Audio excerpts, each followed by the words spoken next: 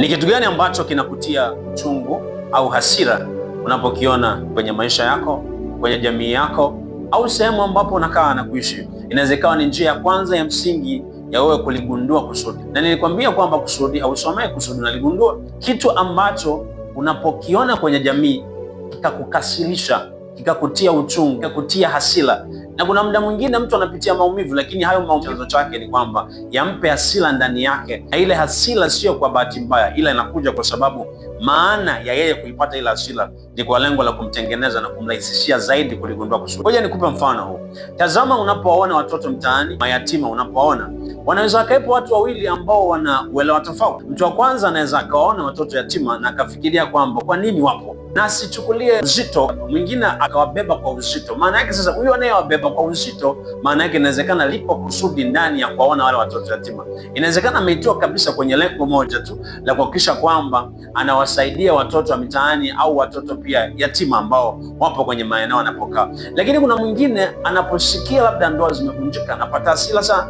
Inawezekana sielewe, lakini inawezekana amepewa kwa ajili ya mtu kwa mshauri nasaha kwenye ile engo, na sielewa. Na nimezungumzia kwenye ndoa, lakini kuna engo nyingi sana ambao mtu atapata hasira anapoyaona. Lakini pia kuna changamoto zingine zinatokea, hazitokei sio kwa kutokupangwa, lakini zinatokea na Mungu ana associate kwenye hizo changamoto kuhakikisha kwamba zile changamoto mtu huyu zinamboost, kuhakikisha kwa urahisi analigundua kusudi lake. Kuna mama mmoja ni Iringa, na story yake inasema kwamba huyu mama bwana alikuwa na mume wake, wamekaa kwa takriban kama miaka mitatu, na ule mwaka wa 4 mume wake akafariki. Kilichotokea kwamba hawa wakwe zake na mashemeji zake wakaja kinyume naye, na walikuwa wamefanikiwa kujenga nyumba, lakini walikuwa pia na ng'ombe wa maziwa. Kilichotokea wakamnyang'anya ile nyumba, lakini wakabakisha tu yeye, na alikuwa na mtoto mmoja, yeye na mtoto mmoja, lakini wakamwachia ule ng'ombe mmoja maziwa. Kilichotokea, akamfuata mtu mmoja kumwomba ushauri kwamba kwa situation kama hii naweza nikafanyaje? Unajua ni kitu ambacho kinaumiza na kinatia hasira sana, na akamshauri kwamba hebu jaribu kufikiria Mungu kuna kitu ambacho anachokusemesha kutokana na matukio haya.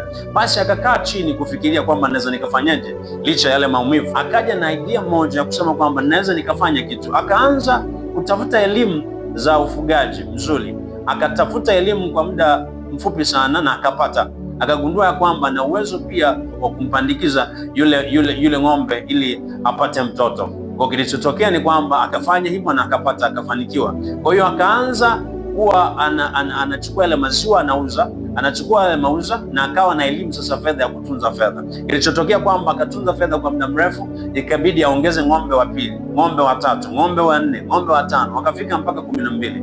Ilipofikia 12 akaona sasa hii haitoshi mimi peke yangu kuendesha, akaajiri watu na ametengeneza mpaka sasa hivi ninapozungumza kampuni. Na hakuishia hapo, akaanza pia kutengeneza vyombo vya ushirika kuhakikisha kwamba anawaempower wanawake wengi ambao wako kwenye mazingira kama yake. Maana yake kwamba kusudi na watu wengine wamefanikiwa kwa sababu yeye amepitia maumivu, na yale maumivu yakampeleka kugundua kwamba alikuwa na kusudi ndani yake. Kwa hiyo kuna muda mwingine mtu anaweza kupitia maumivu au hasira ambayo ikampelekea kwamba katikati ya ile hasira akagundua kusudi lake. Angalia ni eneo lipi ambalo kwenye maisha yako linakupa shida. Inawezekana ndipo kusudi lako hapo.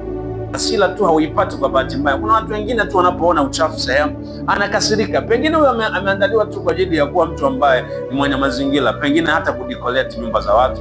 Leo linaweza likawa kusudi. Mwingine unapomwona tu mtu mwingine amevaa vibaya anakasirika. Pengine huyo mtu ameandaliwa kuwa fashionist, kuwa mwanamitindo, au mtu ambaye anashughulika mambo ya nguo. Inawezekana katika lile eneo. Kwa hiyo kila mtu lazima atafute ni eneo lipi kwenye maisha linakupa hasira zaidi unapoliona, na au linakupa maumivu, whether ni kwenye familia yako, kwa watoto wako, au kwenye mazingira fulani. Pengine hapo ndipo kusudi lako. Yeah.